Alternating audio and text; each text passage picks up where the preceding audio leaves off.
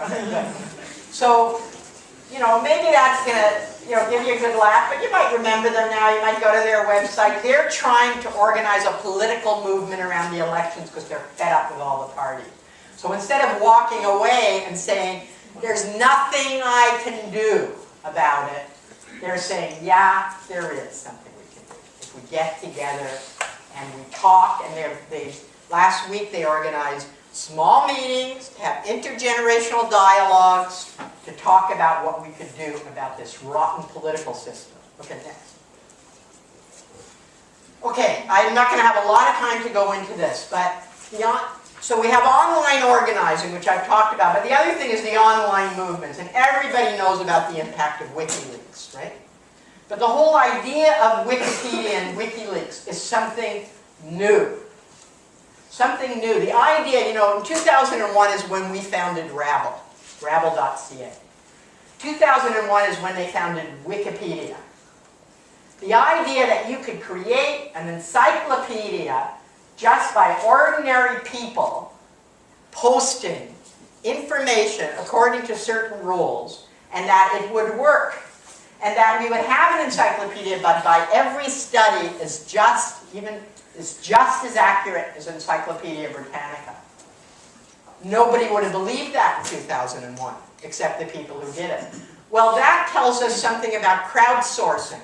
It tells us something about how a different theory of knowledge than what we worked with, which is I, the expert, give you, the learners, the knowledge. And says, no, you have a lot of knowledge too. And you're going to learn a lot more if our discussions are interactive, which of course I'm not doing here because I can neglect you, but anyway. If our discussions are interactive. And if you can contribute to your own learning, because you have a lot of knowledge and wisdom. And besides that, I'm coming from a particular place, which is a very isolated place. That is, I'm a getting older than middle-aged, white, feminist activist who's been active her whole life.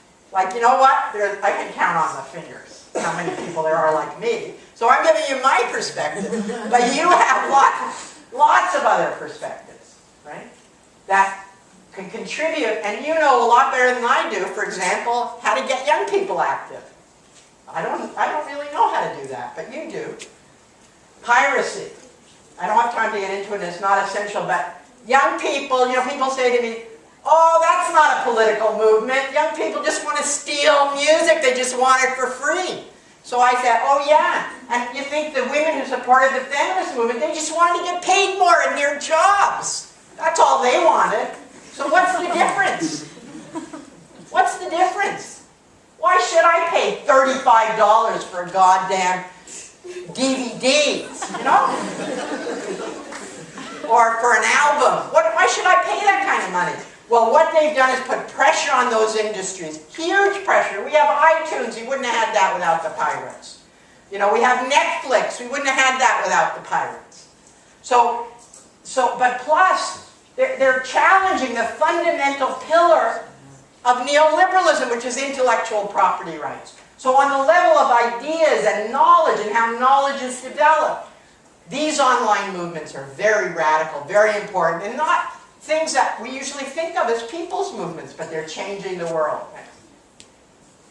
Open source, I love this one. It says, when you program open source, you're programming communism. That's Microsoft. And there's a certain truth to that, in the sense that Marx originally talked about communism, which was a system where there would be no classes, and where we could all do, like I could be a poet in the morning and a fisher person in the afternoon, or you could be a construction worker in the afternoon and a writer in the morning. That there wouldn't be these class distinctions. That was the original idea of communism, got totally distorted by Stalinism and bureaucracy and so on. But that was the original idea. Just like the original idea of democracy was government by the people, for the people. It didn't work out so right. and open source is a bit like that, if you know how to program, right? Which is a small group of people, but nevertheless, it's very open, it's horizontal. If you don't like this project, you can start your own project. There's just a few rules you have to follow, and nobody owns it. The basis of capitalism is ownership and competition. Open source challenges that. Creates a new economic model that shows that just the challenge of doing something good is enough motivation. We don't need to be paid huge millions and millions of dollars like CEOs for doing it. Next. Okay, then there's the global. We live in a globalized world. Just the fact that we know everything we know about Egypt, not just a few things. And the best movements now are what they call local. They're organizing locally and they're organizing globally. The tar sands is a great example of that because that's the banner that Greenpeace dropped over the tar sands that freaked them out so much a couple of years ago, you might remember last year. And that's the campaign that they're organizing, successful campaign in Britain to get big oil companies like BP, which has a little bit of a PR problem at the moment, to say they won't buy dirty oil from the tar sands, okay? So a lot of people are organizing like that, instead of nationally, which is the way we used to organize, local and global. Next. Okay, convergence, I don't have time for, but, okay. New ways of organizing. The old way was vertical. The leader, the organizer, the members, the public. Teachers and students. We're still not very far along that one. The new way is horizontal. I said that already. Next. Okay. Process. Consensus. Now consensus, everybody say, oh, consensus, that's bullshit. You know, we go on and on and on, we never agree. Consensus is not about everybody agreeing. It's about a different approach. Our idea of decision making is you present 2 or 3 options, you debate it out, and then you pick the winner. It's the same way we do everything. It's like a sports analogy or a war analogy. Somebody's got to win and somebody's got to lose. Consensus is a different process. It's a process where you say, let's find out what everybody thinks about this. And then out of that, let's decide what the agreement is. Very different. Nobody wins, nobody loses. Well, sometimes somebody loses. But it's a more collective process. And it's much more effective. We started again in the women's movement, but it's much more advanced now. And a lot of management theories now are agreeing that this is the best way to proceed. Participatory democracy, I don't have a lot of time to go into, but you can read my book or my previous book, Imagine Democracy. Started in Latin America, and it's all about what I talked about. Understanding ordinary people's wisdom and engaging citizens in decision making. Not just in consulting, but in actual making decisions. We don't have any examples of it here yet. Yeah. And then I want to end on this. And that is, I say the personal is political. In the women's movement, what we meant by that was that there were, when I was young, issues like childhood sexual abuse, domestic violence, male violence against women, these were in the family and they were shameful and you never talked about it. I'll give you an example. My grandfather beat my grandmother. I didn't find that out until my father died. My father hated his father. But he told me that the reason he left home when he was 15 was because he beat him and he told him if he touches him again, he'll kill him. But that's not what happened. I found out after he died from his younger brother that it was his father beating his mother, and he told him if you touch her again, I'll kill you. I'll beat you up, or whatever. Well, that was a shameful story for him. Him standing up to his father, that was a proud story. So I never heard that story. It was a shameful silence. The women's movement made those things public and said, these are not personal, these are political issues, right? But now we have other personal issues that are political issues. Like women are now, like Gloria Steinem said, we learned how to do what men do, but now men have to learn to do what we do, what we've done historically. So women are out there making a living, being professionals, being successful, and they're home taking the majority of responsibility in the home too. So they're stressed out like crazy. Okay? And that's not a personal issue, that's a political issue. And it's a political issue not just for women, but for men too. Because men, you know, a lot of men are losing, you know, you see this thing, Margaret Winthy writes about boys aren't interested in school and all that, because they've lost their way. You know, the old macho creep thing, you know, as the idol, it's not working so well, I mean, with some exceptions. It's not working so well for most guys anymore. They don't want to be, you know, Arnold Schwarzenegger anymore. It's so much, most of them, but they don't have other role models, right? They don't have so many other role models. So Men have to figure out who they are. And who they are, I don't believe who they are is about going out drinking with the boys all the time while their wife's home at home with the kids, dealing with 3 screaming kids. I think they would be much happier too if they bonded with their children. And you know, people say, oh, it's human nature. Bullshit. In Sweden, they had parental leave like we had here. Either male or female could take it. 90%, 99% women took it. Until they changed it to a daddy leave. 2 months, only the daddy took it. If the daddy didn't take it, the family didn't get it. Within a year, 85% of men were taking that leave. And you know what? They were loving it.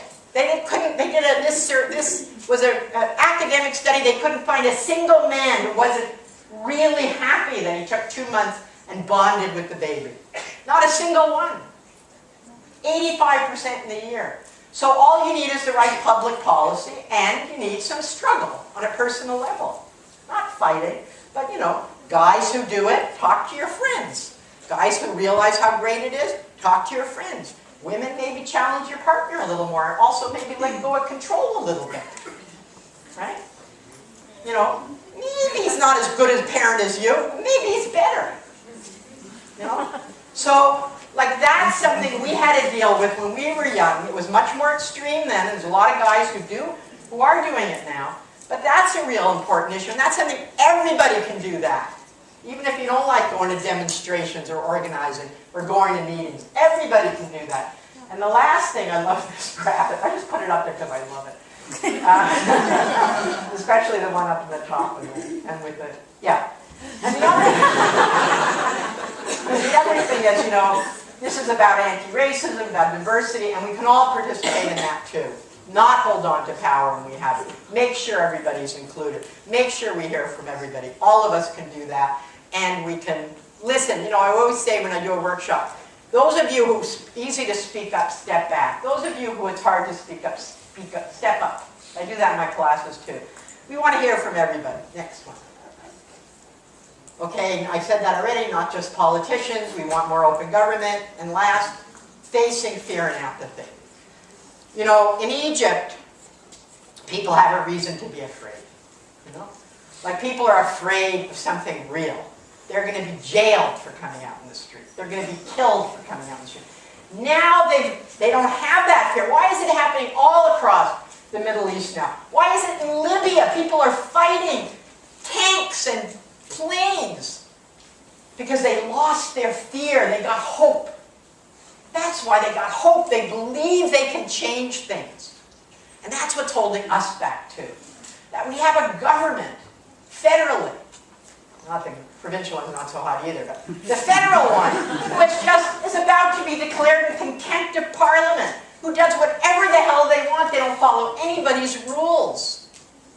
That they don't give a damn for democracy. And we should punish that government. We should make sure they never get into government again. Who, you know, are, in my view, are responsible for what happened to the G20, never got hammered for it. But people think, there's nothing we can do. You know, we have lousy leadership in the other two parties, which I agree with. We do. I don't like Ignatieff either. You know? But it's our country. It's our government. And we can change it as people. We can change it as people. All we have to do, and you can change it as young people, all you have to do is step up. Thank you.